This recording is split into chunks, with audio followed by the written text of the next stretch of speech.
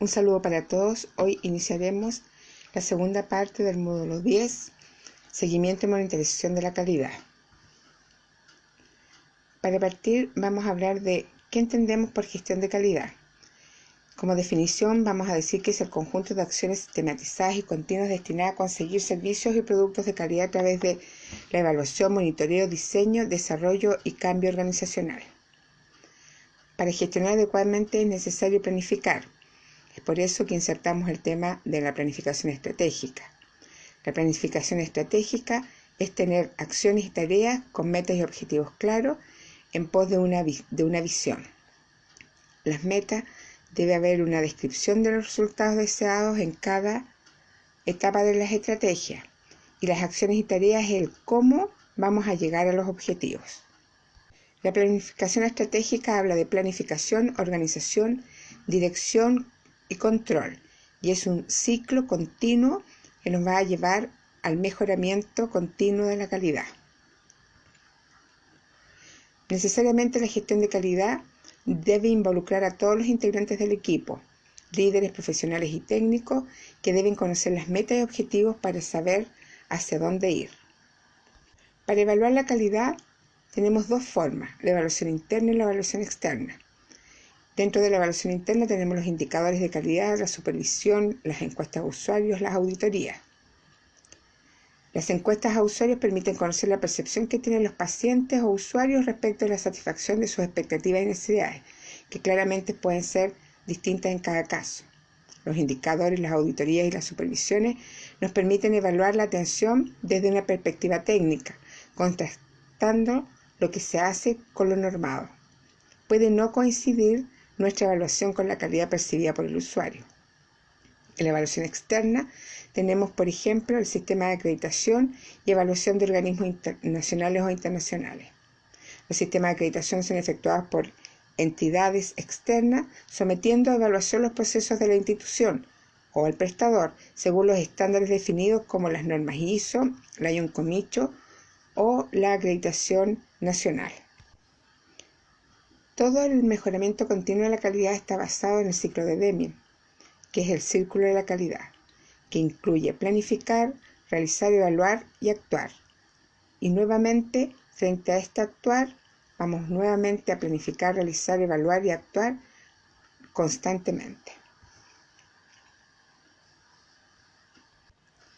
Para poder monitorear la calidad debemos tener un programa. Y un programa de monitoreo de la calidad debemos definir la unidad, el periodo de vigencia y obviamente la firma de aprobación.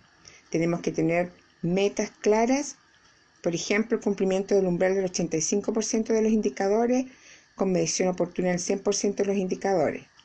Los indicadores que deben tener nombre, fórmula, umbral, periodicidad de medición, fuentes de datos y responsables.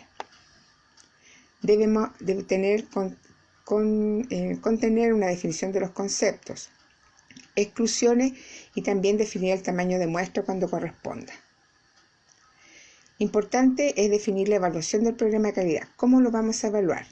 Una de las formas es establecer cumplimientos o porcentajes de cumplimiento para definir si va a cumplir o no. Por ejemplo, si nuestro programa tuviera un 55% de cumplimiento, podríamos hablar de un cumplimiento parcial de él. Uno de los aspectos fundamentales del monitoreo de la calidad son los programas de supervisión, entendiendo la supervisión como el conjunto de actividades destinadas a vigilar el cumplimiento de las actividades planificadas o procedimientos establecidos.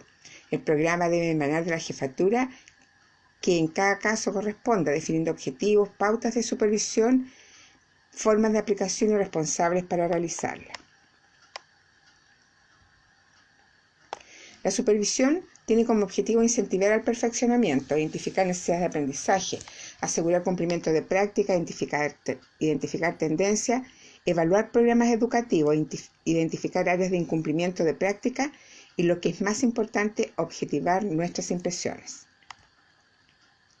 Para elaborar las pautas de supervisión hay que considerar que las pautas de supervisión evalúan procesos, una norma o un procedimiento, que deben representar los aspectos más críticos del proceso. Deben ser cortas y fáciles de aplicar y debe ser factible de que cualquier persona que la pueda aplicar.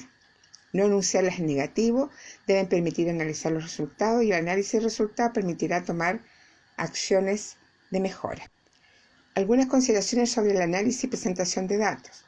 Los datos emanados de una supervisión deben ser datos claros y precisos. Debe haber una presentación de los resultados en tablas o gráficos. Las conclusiones deben referirse a los datos encontrados y debe señalarse las medidas de mejora que implementará para la mejora del problema encontrado. Lo importante es difundir la información a los niveles directivos y al personal. Por lo tanto, podemos decir que la supervisión es el pilar fundamental, por ejemplo, en los programas de control de infecciones. La supervisión evita las impresiones, objetiva las observaciones. Debe ser programada y continua en el tiempo. Se deben difundir los resultados y la supervisión ha mostrado impacto en el cambio de las prácticas. Una cosa importante también son los sistemas de vigilancia. Los sistemas de vigilancia constan de la recopilación continua, sistemática y oportuna y confiable de información relevante y necesaria sobre alguna condición de salud, cuyo análisis e impresión debe servir como base para la planificación de acciones. Uno de los sistemas de vigilancia más importantes actualmente es el sistema de vigilancia de las infecciones asociadas a la atención de salud, que está normada por el Ministerio de Salud.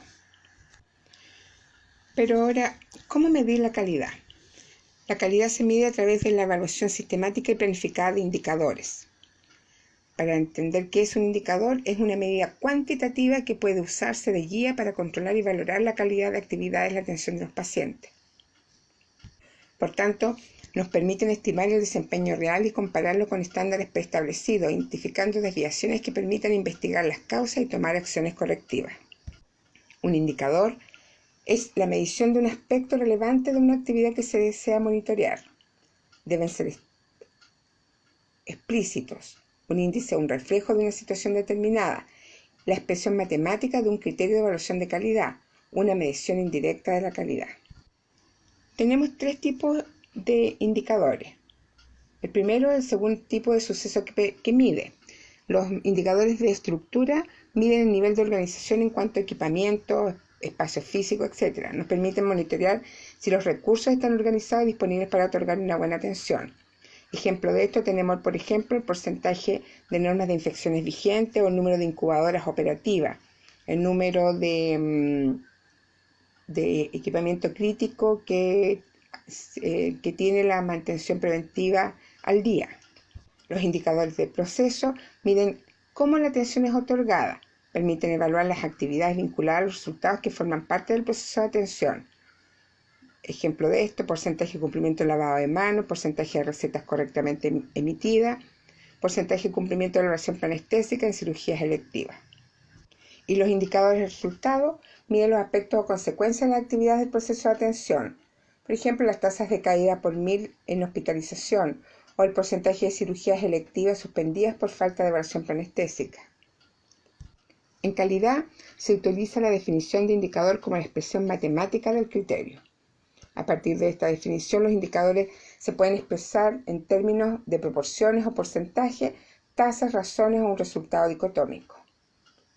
Hoy, lo más frecuente es que los indicadores elaborados por los prestadores para cumplir con la acreditación de calidad son los indicadores expresados en porcentajes de cumplimiento. ¿Cómo formular indicadores? Los indicadores deben ser válidos, deben medir realmente lo que se quiere medir.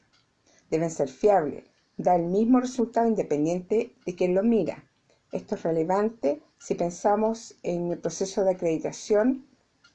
El evaluador va a reproducir la medición que hizo el prestador para llegar a los resultados que están siendo reportados. Por lo tanto, el evaluador debería llegar al mismo resultado que obtuvo el prestador cuando midió su indicador.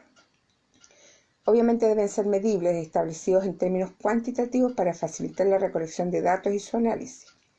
Importantes las fuentes de datos que deben estar claramente establecidas.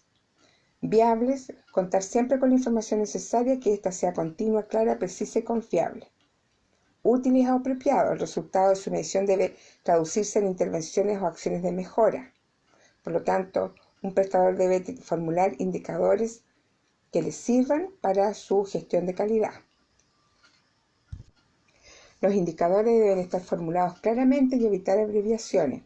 Aclarar términos y no utilizar conceptos vagos o poco precisos. La fórmula debe corresponder a lo que pretende medir. Establecer umbral o meta a alcanzar. Esto es importante y es una definición particular de cada prestador. Establecer periodicidad de medición y el responsable de medir el indicador. La periodicidad se entiende como el tiempo en que el indicador va a ser medido.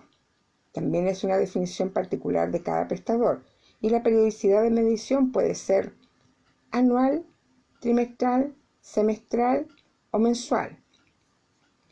Las periodicidades de medición de indicadores anuales no son muy recomendadas, dado que no permiten hacer acciones de mejora a corto plazo. Establecer las fuentes de datos que permite obtener la información para la medición. Las fuentes de datos, que pueden ser fuentes de datos directas, como por ejemplo la ficha clínica, la pauta de observación, la solicitud de transfusión, etc. Indicadores de calidad en un sistema de acreditación de prestadores. Nos encontramos, por ejemplo, que el estándar de atención cerrada tiene 42 características que solicita el indicador, lo que representa más de 120 procesos. Los indicadores y umbral deben estar referidos a los lugares de verificación y estar disponibles en ellos o en otra unidad con funciones de supervisión.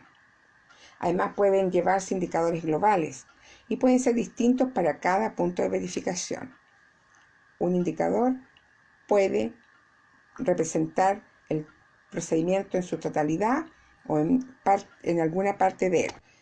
Pueden seleccionarse uno o más de los procesos solicitados en la pauta de cotejo.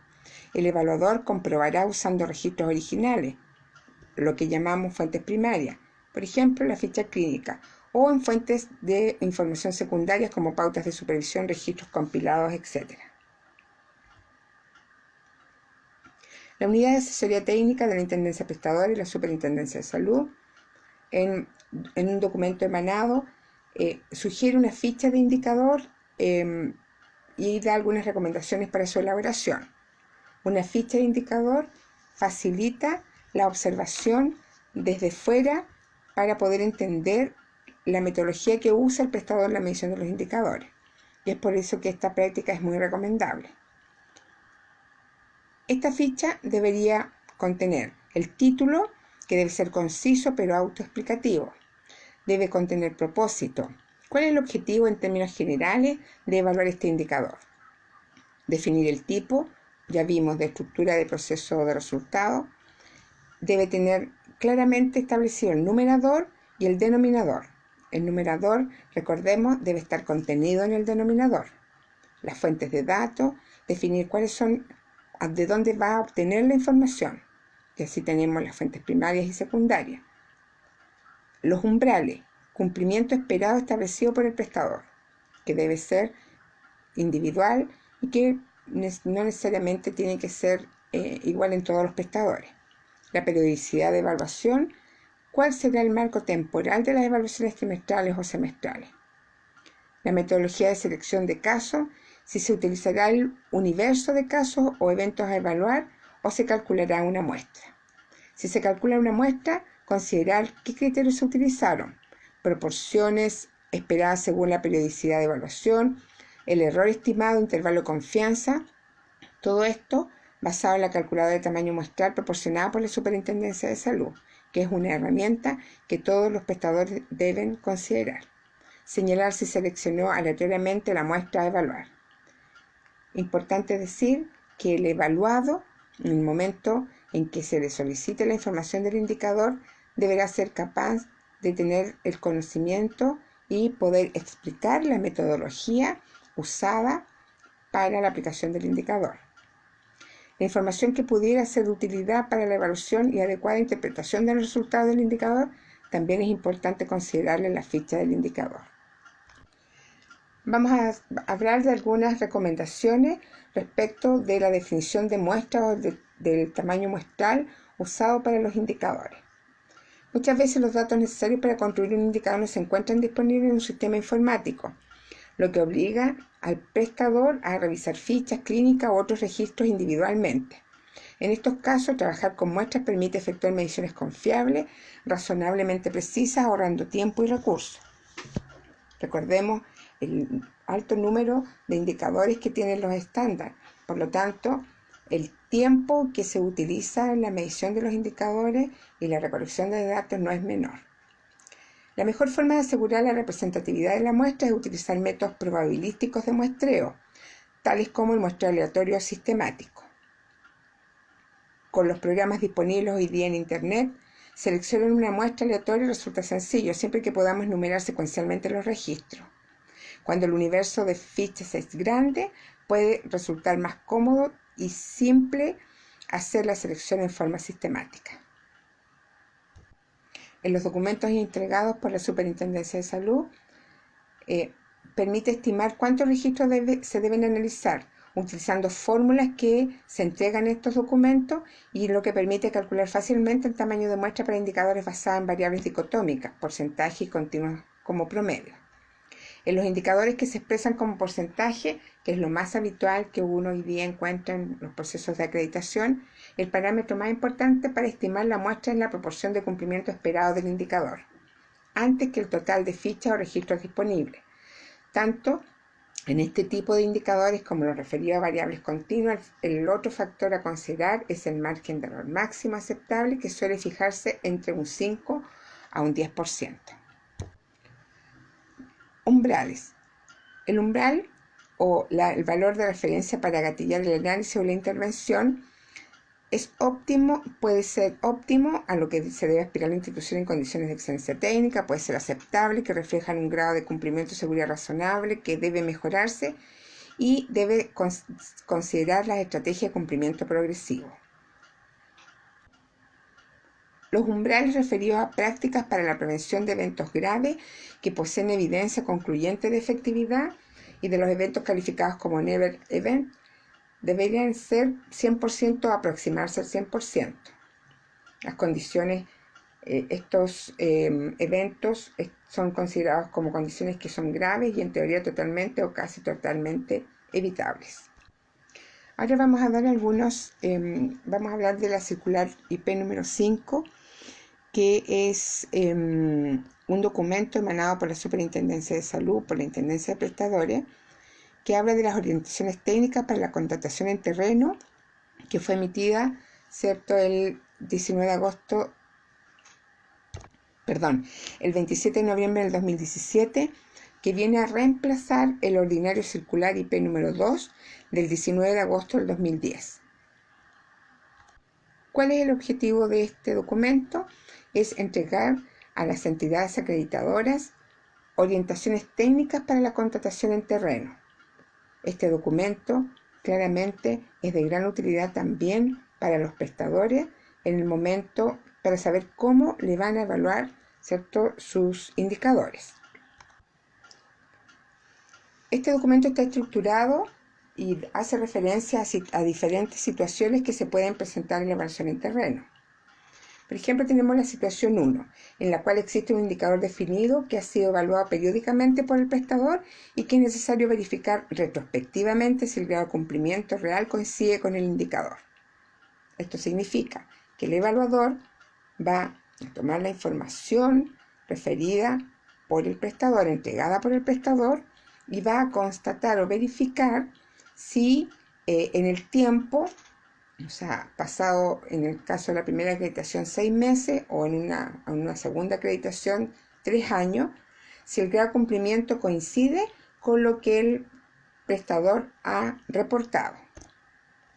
Ejemplos de esta situación tenemos, por ejemplo, las características GSL-1.1, que es la evaluación preanestésica, GSL-1.3, la evaluación del dolor agudo en los pacientes postoperados, y REG 1.2, la legibilidad y contenidos mínimos de protocolos operatorios y epicrisis. Para ello, se ha establecido una tabla donde se hace una estimación respecto de los porcentajes de cumplimiento reportados por el prestador. ¿Qué significa esta tabla?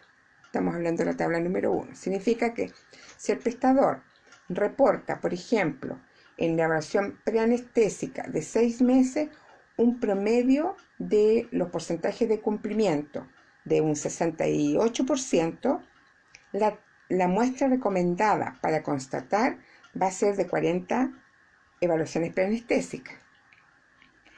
Por lo tanto, el evaluador o la entidad acreditadora, al revisar, deberá obtener en la muestra a lo menos un 49% de cumplimiento. Esto significa que si revisa 40 fichas, deben cumplir a lo menos 20 para poder dar por cumplido el elemento medible. Demos otro ejemplo. Si el prestador ha medido el indicador durante 6 meses, reportando cada mes un porcentaje, por ejemplo, de 96%, vamos a tener un promedio de esos meses de 96%, por lo tanto, la entidad deberá revisar o solicitar 30 fichas, de las cuales deberán cumplir a lo menos 20, o sea, un 69% para dar el elemento medible por cumplido. La situación 2 habla de aquellos indicadores que han sido definidos, ¿ya? Pero que ha sido evaluado periódicamente por el prestador, y lo que se pide es constatar si las condiciones existentes en la institución en el instante de la visita son consistentes con lo reportado por el prestador. Ejemplos de esta situación, por ejemplo, es la evaluación de la característica GSL 112, en la cual se constata identificación de pacientes.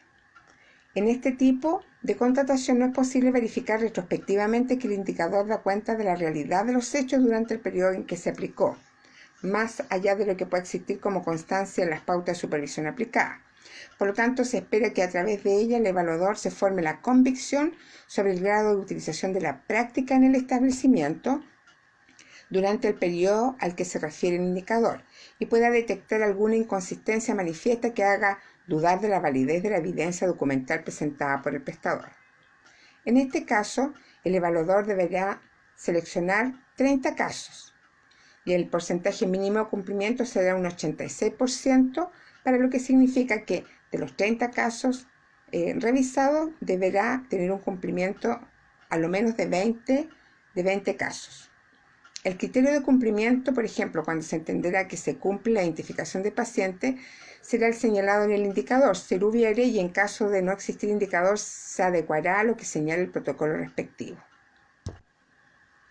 La situación 3, referida en el dicho documento, se refiere a constatar el conocimiento de ciertas materias por parte del personal. En algunos casos, el verificador menciona en forma explícita un nivel de cumplimiento. Por ejemplo, de P3.1 se constata conocimiento de dicha obligación en al menos el 90% de los profesionales médicos entrevistados, o en el caso de DP5.1 que se constata el conocimiento del procedimiento para acceder al comité de ética en al menos 90% de los profesionales médicos. Hay otras características en que también se requiere medir el conocimiento de ciertas materias por parte del personal, pero que no explicita el porcentaje, como son AOC 1.1, RH 4.2 y INS 2.1. En estos casos vamos a aplicar una tabla distinta. Lo importante es que se tiene que entrevistar al máximo de los presentes del personal o de los profesionales presentes en el momento de la visita en terreno, y se considera cumplir la contratación de acuerdo a la tabla explicitada en la diapositiva número 91. Esto es, por ejemplo, si hay 9 profesionales, se deben tener a lo menos obtener 7 respuestas correctas para poder darlo por cumplido.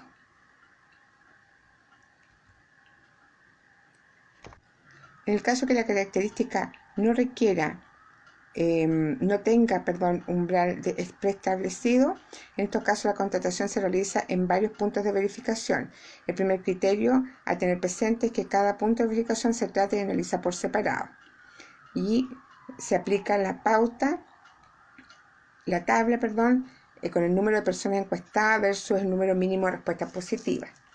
Por ejemplo, si entrevistamos a 5 personas, 4 de ellas deberán contestar correctamente para poder dar por cumplido el elemento medible, el punto de verificación.